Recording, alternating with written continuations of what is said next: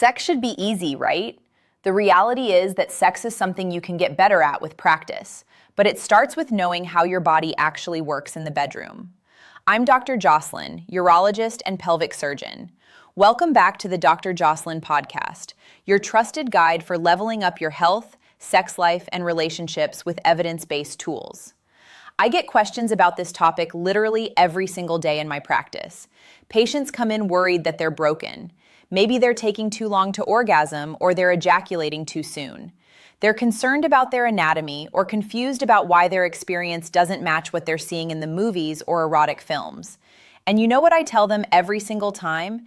Is that you're probably completely normal. So today we're diving deep into what I call Sexual Health 101. Everything you should have learned but probably didn't. We're going to talk about the sexual response cycle, essentially how arousal works, how long things typically take, including arousal and sex. We're going to even talk about anatomy and penile and vaginal size, because I know you're wondering. And by the end of this episode, my goal is for you to feel educated, empowered, and honestly, probably a little relieved, because here's what I've learned in my years of practice. Most sexual concerns aren't really medical problems. There are gaps in education. Let's start with the foundation, understanding what actually happens in your body during sexual activity. There is no single right way to experience sex, but there is a general framework. The sexual response cycle was first mapped out by Masters and Johnson back in the 1960s, and while our understanding has evolved, this basic framework is still very helpful. They identified 4 phases: desire, arousal, orgasm, and resolution. But here's the thing. Sometimes desire and arousal don't necessarily happen in order, and this can lead to a lot of frustration. Phase 1 is desire. You see something, feel something, smell something that gives you the urge to have sex. Desire can be spontaneous, like when you were younger, like a light switch turning on and you were ready to go. Or it can be responsive, meaning that as you start engaging and being intimate with someone else, then you start feeling desire. And neither is better or worse, they're just different. Recently, I had a patient who came in convinced that something was wrong with her because she never felt that urge anymore. She told me something was wrong, that she never wanted to have sex. But once I started asking her more questions, she realized that when she was with her partner and they would be intimate, her desire would come in. She'd remember how much she liked sex. That was responsive desire. I told her this is completely normal and very common as people are in long-term relationships and as they age. The next phase is arousal. This is where you start seeing the changes in your body. For women who have vulvas, blood flow increases dramatically to the genital area, specifically the clitoris, which is much larger than what you actually see on the outside. It actually goes deep into the pelvis and around the vagina. Just like the penis, it gets wider and longer. The vaginal walls start producing lubrication, and this can take anywhere from a few seconds to 20 minutes or more. I want you to remember that it can take up to 20 minutes. The inner lips of the vulva will actually swell, and they might become a little bit deeper pink or reddish in color. For men who have penises, blood rushes into the erectile tissue, which creates the erection. The testicles draw up closer to the body, and the head of the penis becomes more sensitive and can also change in color. And with both men and women, your heart rate increases, your breathing deepens, and even your nipples become erect. Arousal can vary between partners. Sometimes your partner might get turned on a lot faster or slower than you do, and that's completely normal. There's huge variation in how quickly people become aroused. Phase 3 is the orgasm, and most of you hopefully have experienced this. This is essentially the peak of sexual tension getting released, and you get rhythmic muscle contractions. For women, these happen in the pelvic floor muscles, the uterus, and the vagina at typically a rate of every 0.8 seconds. Some people will have a single orgasm. Some people might have multiple, and some, unfortunately, don't experience orgasms at all. Up to 12% of women have never had an orgasm. For men, orgasms usually coincide with ejaculation. They also have tension and rhythmic contractions in their pelvic floor muscles, as well as their urethra. But the reality is that orgasm and ejaculation are 2 separate processes. They usually happen together, but they don't have to. Sometimes people will ejaculate, but they won't actually feel the pleasure of the orgasm. Phase 4 is resolution. Your body goes back to its baseline state. When you reach this resolution period, your body is releasing different hormones that basically puts you into a refractory period, or a time at which it's very difficult or impossible for you to get aroused again. Usually there's an absolute refractory period, meaning that no matter what is going on, there is no way you're going to be able to get an actual arousal, an erection, or be turned on again. For guys, this refractory period can vary dramatically in time. Sometimes when you're younger, it can be minutes, like 10 minutes. And as you get older, that can be hours to even a full day. For women, many don't actually have a clear refractory period, which is why multiple orgasms tend to be more common. Next up, I want to talk about timing. Timing to arousal and time of sex. This is where there are so many misconceptions because honestly, we are bombarded with unrealistic expectations from the media. Most of us never learned what's actually normal and what to expect. Let's talk about arousal first. Here's what the research tells us. For men, visible arousal, which is essentially an erection, often happens within 30 seconds to a few minutes of stimulation. However, and this is really important, that doesn't mean that a man is ready for intercourse. Full arousal is not just physical, but it's also mental, and that takes time for everyone. Men are not robots. You're not just ready to go at the drop of a hat. For women, physical arousal typically takes a lot longer. Studies show it can take anywhere from 4 to 20 minutes for full lubrication and engorgement. The other thing that happens during arousal is the vagina widens and lengthens to allow for the accommodation of whatever is going in. You need to have full time for that to happen so that sex is not painful. Mental arousal is so important. They have to be in the right headspace to be aroused. I want to share a story about a couple that came in because they were having issues with their sex life. The female partner was having trouble because she felt like she just was never turned on. It took a really long time and she rarely got there. But when she did get there, it was because they had spent a long time with a lot of foreplay, and she was feeling guilty like something was wrong. Why does she need this much attention? I explained to her and her partner that this is completely normal and actually enjoy it, embrace it, and make it part of your sex life that you're incorporating foreplay. Just knowing that made them feel so much better, and they actually spent time figuring out what sort of things helped her get aroused quicker and helped her feel more in the mood. And at the end of the day, they had better sex because of it. Now let's talk about how long sex should last, because this is where there are so many myths. The studies are actually done in a very interesting way. They have the female partners use a stopwatch so that when penetration starts, they hit the button, and when the ejaculation happens, they turn it off. In this study, they had over 500 couples from around the world, and they found that the average time for penetrative intercourse from penetration to ejaculation was 5.4 minutes. The range was pretty wide. It went from less than a minute to over 30 minutes, but most couples were somewhere between 3 and 13 minutes. So guys, people are not having penetrative intercourse for hours at a time.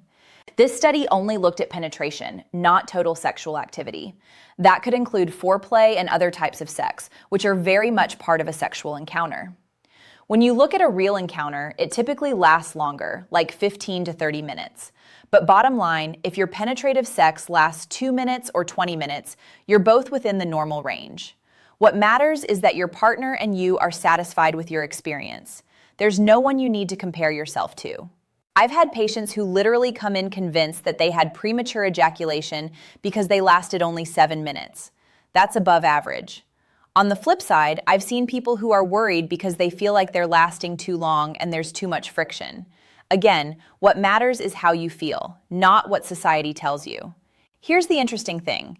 The gap comes in with how long it takes for people to orgasm. For women, the average time to orgasm requires 12 to 14 minutes of stimulation. I just mentioned how long it takes for men. Ejaculation takes about 4 minutes. So if you just focus on male pleasure, there's a very high likelihood that your female partner will not orgasm. Now, not reaching orgasm doesn't mean that the experience wasn't great or that something's wrong. What matters is that you're enjoying the journey and the destination. Oftentimes, we are just running to get to the orgasm as if that is the be-all, end-all. Yeah, it is great. Everyone loves an orgasm, but there's so much more to enjoy about sex. Honestly, sex itself should be an intimate and loving and fun and playful experience. Let's talk about normal in terms of genitals. Specifically, let's start off with penile size. How long is the average penis? 5.1 to 5.6 inches. This is looking at multiple studies for men around the world. The range of normal can be anywhere from 3 inches to 8 inches, but it follows a bell curve, so the majority of people are going to be at the top 5, 4 inches. It's going to be very unlikely to find somebody with an 8-inch penis, and very unlikely to find somebody with a 3-inch penis. Here's another interesting point. When researchers ask people to estimate the average penis size, they usually guess much higher than average. That's because you're seeing a very small selection of penises in real life, from the media, from adult films, and you're typically not seeing genitals in non-aroused or flaccid states. I've had guys come in all the time who are well above average, but they're so anxious about their size and feeling like it is actually affecting their entire relationship and how they look at themselves. This is why knowing what's normal matters so much. Let's talk about girth too, because that's actually probably more relevant. Because as the penis is a little bit more girthy, it can stimulate the legs of the clitoris more easily. The average erect circumference is about 5 to 5 inches, with normal ranging from 3.5 to 6.5 inches. This penis has to go somewhere, and that's into the vaginal canal, which also has an average size. The unaroused vaginal canal is about 3 to 4 inches deep, but as I mentioned before, it changes. During arousal, the vagina lengthens and widens. It's something called vaginal tenting. The vagina can prepare for sexual activity, and so when you do that, you can imagine that the average vagina probably fits the average penis. The vulva, which is everything on the outside, can vary tremendously from person to person. The labia, or the lips, can be long or short, symmetric or asymmetric, light or dark. This is really important because just like we only see certain penises in erotic films, we also see certain labia in erotic films. The reason is that those labia are chosen so that you can see more of what you need to see during the films because they want the right camera angles. You're not necessarily seeing the wide variety, but it is all normal. And so many women, just like men, feel worried about penile size. A lot of women feel insecure about what their labia look like. The clitoris itself is that little bud you see on the outside, but it's also mostly internal, and that can vary in size and sensitivity from person to person as well. Another myth I often hear is that vaginas are too loose, or that they've been having too much sex with too many different partners. Let's think about this critically for a second. If you are a person who's been married or in a solo relationship, and you've had sex with that person thousands of times, no one's calling you too loose. But if you've had multiple partners and you've had 1,000 partners and had sex with each of them once, now people are automatically thinking you are too loose. The reality is that looseness has nothing to do with how much sex you have, because your body is meant to be adaptable. We literally give birth to children through the vaginal canal. The vaginal canal snaps back. It's a very adaptable structure. What causes looseness is not sex, not how many partners you have, or how large those partners are. It's about your pelvic floor muscles. When those muscles weaken, and that can be due to having a lot of children, it can also be due to neurologic issues, genetic issues. I just saw a patient in my clinic recently who had really small babies, but she has a family history of weakness in the pelvic floor. Her grandmother struggled with it, her mom struggled with it, meaning that there's likely some alteration in the makeup of the tissues that make them more likely to become weak over time. That's what causes looseness.